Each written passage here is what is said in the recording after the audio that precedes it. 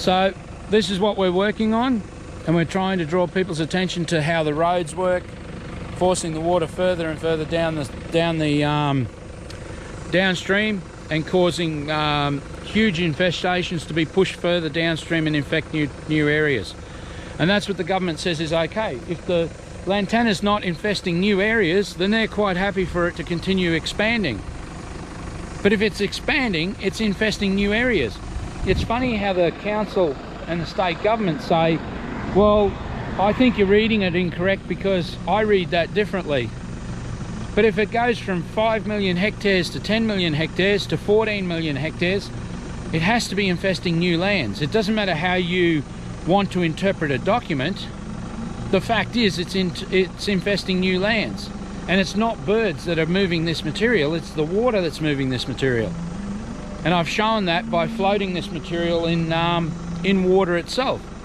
So let's see what the government ends up having to say about that. Thank you very much for your support. Please subscribe to our channel, please like our channel, please share our channel, because it's so very important to get farmers together to understand exactly the level that we face as a nation and what this means to our children in the very near future. Anyway, I'm Gary, Lantana Removal Queensland, 0449 986 880. Thank you for your time, and please, I'll see you on the next one. Take care, bye-bye. Well, hi everybody, here we are flying at Samford again. But this place here, if you look at the signpost on the side of the road, it actually is the headwaters for the South Pine River. That's the headwaters for the South Pine River. See that bowl-shaped catchment? That is completely and utterly Lantana. 110% of Lantana in that area there. And all the rural properties, all the urban properties from this point on, down to Samford and down to South Pine River, is all being fed by Lantana from this point here. Now the councils and the government drive past this area very regularly, and they completely ignore these surfaces and the impact that they have on the wildlife, on the fire ants, on all parts of the things. See that hillside there under the power lines, where the power lines are cut across the top of that hill? That's entirely Lantana. That whole landscape for kilometres is all Lantana. Then as I pan down, all of it from that point down into this bowl-shaped catchment is all feeding from that Lantana, and that Lantana comes back to the left into a pocket there. And all of down the left-hand side of this road here is all solid Lantana being fed through a culvert into that lower right-hand section in front of that mailbox. It shows you exactly how bad Lantana is when it gets into a catchment, but even worse how bad it is when it gets up into a actual raised section, into a elevated section, and then flushes downstream from there. Anyway, I just thought I'd show you that a little bit, and we'll cut back to the other video in the showing you the hydrodynamics of the road, which is very Hello everybody, I'm Gary, Lantana Removal Queensland.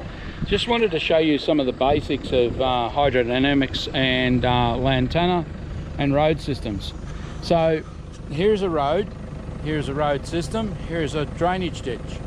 Drainage ditch over that side of the road, just to the right of the telegraph pole and beside the sign.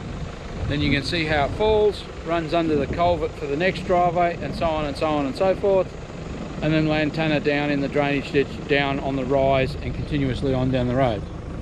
Now, when you look at this shows you very graphically how this works. Okay, there's drainage ditch, drainage ditch, drainage ditch, drainage ditch, culvert. Exactly the same. Ground level there at road level, hard packed surface, can't absorb moisture. Drainage ditch, beautiful fall, all the way to the culvert. Okay, culvert continues on, and then it hits the next culvert. On this side of the road, it shows you very graphically how this hydrodynamics works and how it affects everything else from that point on. Drainage ditch is much, much deeper. Nice big culvert, nice big drainage pipe. hits the drainage ditch, and the drainage ditch gets peeled around and into that corner there. All of the water coming down off those surfaces up there get dropped into that culvert on that side of the road. Now, I know this is boring stuff and it may seem insignificant and unimportant at the grassroots of it, and that's what your Premier and your Prime Minister would like you to think of. Now look at that garbage that's growing there, all of those weeds within that environment, and then the drainage ditch falls out here into the watercourse and propagates all that material downstream. And all of that material, as it continues to gather momentum and gather speed, carries the seeds of the plants further and further.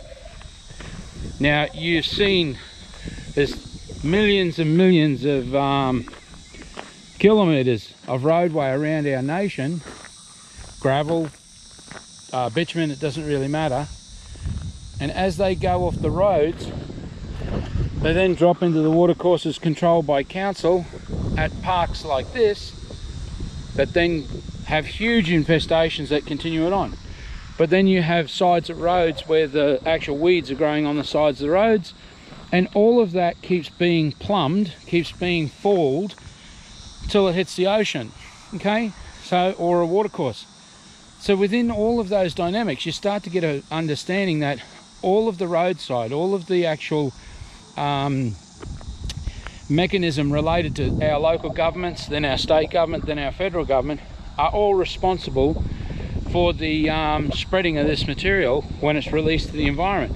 They don't control the seeds in any way. There is no way to do it. That's why in the Biosecurity Act 2014, it says that it can't be released to the environment, because anywhere where you release it, or it's got access to water from road surfaces, somewhere along that line, that ends up happening. And then it continues on further and further and further downstream. But at the moment the government wants to say to you, well, we're not responsible. Well, farms are downstream of all of these areas. Urban lives are downstream. Rural properties are downstream. Everybody is downstream of the government. That is without national parks like that hillside there. That massive green clump that you can see up there, if my finger's in the right spot, is Lantana, okay? There's other ones over there, and there's other ones further along that that section there, down off Mount Glorious. And when you look at those, and you can see up through between those two trees up there where that house is to the right, if you can see that, that's all Lantana in that hole there. So all of these things falling down and down and down till they hit the watercourses, then there's a little living proof of how effective those watercourses are at propagating that material downstream. And the council and the state and federal government say we're not doing anything. Lantana doesn't exist as far as we're concerned anymore. Somebody needs to tell the Lantana that, because at that meeting at the Scenic Rim Council, farmers all said Lantana is number one on our list, on our properties and on our boundaries. And the fire ant people from the biosecurity were there saying that the horrendous things that they see in visiting people's properties, that it is the number one, without a doubt, absolutely biggest problem that they face as fire ant officers trying to fight fire ants with lantana growing over the top of the nests. You know, this is an absolute catastrophe that we pay millions upon millions upon millions of dollars to government departments every year to do nothing with the issue. And the growth rate on the material, because it has access to those waters, means every single plant, and there's a huge number of plants down in that watercourse that are on council land, that they know that they propagate at 3,600 plants per plant per year on their lands, growing in a watercourse, showing the seeds floating in water, and they say they can leave that there. They say that's perfectly all right in our local communities like Samford, like Debra, like Mount Mee, like everywhere. It doesn't matter. The hydrodynamics, gravity, water, all of those things never change. Roadsides, they never change. And there goes the Moreton Bay Regional Council off on their little drive. but it never changes, and we never get any action on these things. They just claim we can leave it growing because we don't have any money. Well, the council's responsibility is, the council is actually your representative, whether you're a farmer, whether you're a local landowner, whether you're a citizen in the local area.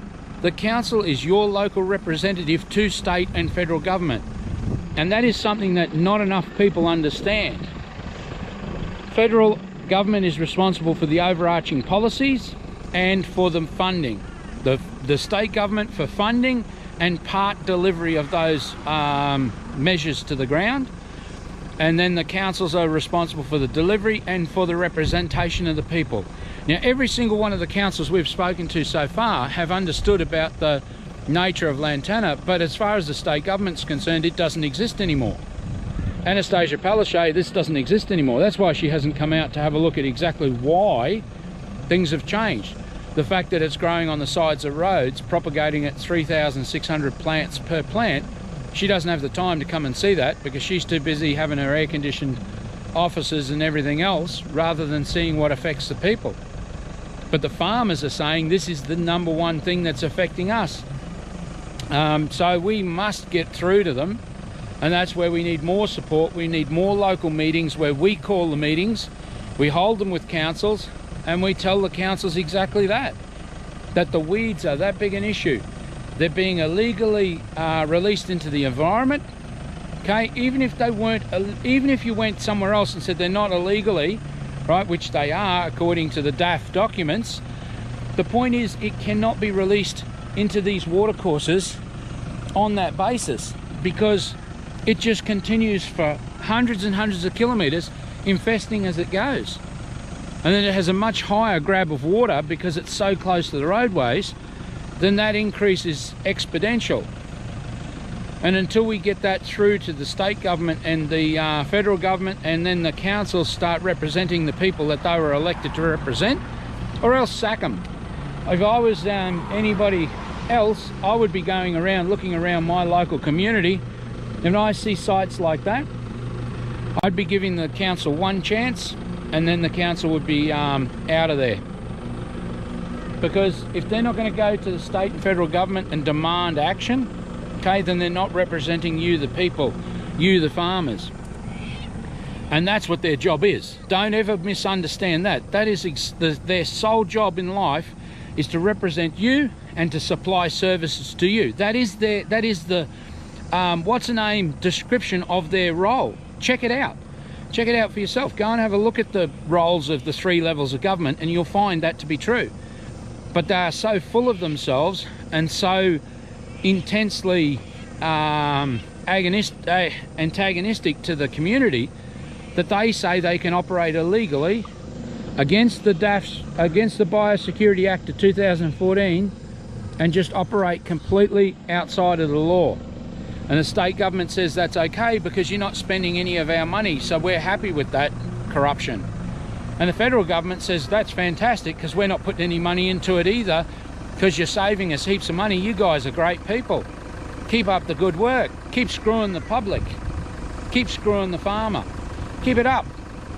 Well, this is the time when we actually start to get together and start to hear these